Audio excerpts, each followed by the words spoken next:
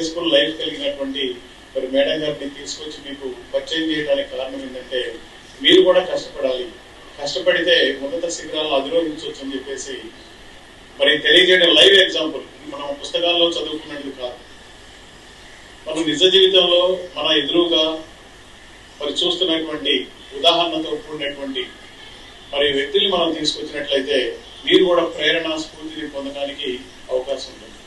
కాబట్టి మీరందరూ కూడా దాన్ని ఒక ఛాలెంజ్ గా తీసుకోవాలి. మీరు జరగబోయేటువంటి పరీక్షలను కూడా సీరియస్ గా తీసుకొని మీరు చదివినట్లయితే ఆ ఇన్స్పిరేషన్ తోటి, అంటే దీన్ని మీకు ఇచ్చేటువంటి ఒక ఛాలెంజ్ గా తీసుకోవాలి. మీరు పొందినటువంటి మార్క్స్ ని మీ జీవితంలో నేను ఇంకేదైనా సాధించగలుగుతాను అనే దానికి ఉదాహరణగా చెప్పండి. నిరుత్సాహపడకూడదు. నిరుత్సాహపడినట్లయితే మనం ఏది సాధించలేము.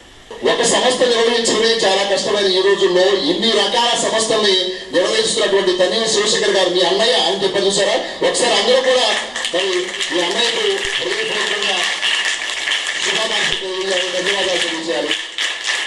ఎందుకంటే సహజంగా చాలా కార్యక్రమాలు జరుగుతాయో కానీ స్ఫూర్తి అనేటువంటి కార్యక్రమానికి తగ్గట్టుగా ఒక గొప్ప స్ఫూర్తి ప్రదాతని తీసుకురావడం, ఈ కార్యక్రమానికి విచ్చేయడం చాలా చాలా గొప్ప విషయం.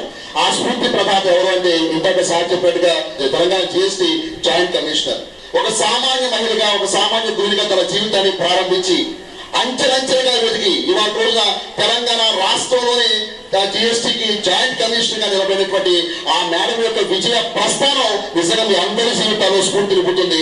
అలాంటి ఒక గొప్ప స్ఫూర్తి ప్రదాత మీ ముందుకు రావడం, మీ పాఠశాల రావడం మీ అందరి యొక్క అదృష్టంగా భావిస్తూ చదువుకోవాలనే తాపత్రయం ఎటువంటిదంటే నేను ఎందుకు చదవకూడదు, నేను ఎందుకు మంచి వృత్తికి వెళ్ళకూడదని చెప్పేసి తిరిగి ఒక పాప పుట్టిన తర్వాత మళ్ళీ పుస్తకం కింద పెట్టుకొని గ్రూప్ 2 ఎగ్జామ్స్ లో మంచి పద్ధతిని కనపరిచి ఎక్సైజ్ డిపార్ట్మెంట్ లో ఎస్ఐగా పదవిని అలంకరించడం జరిగింది.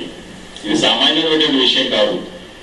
సంఘ వ్యతిరేక శక్తుల కూడా ఉక్కు పాదాన్ని మాపడం జరిగింది.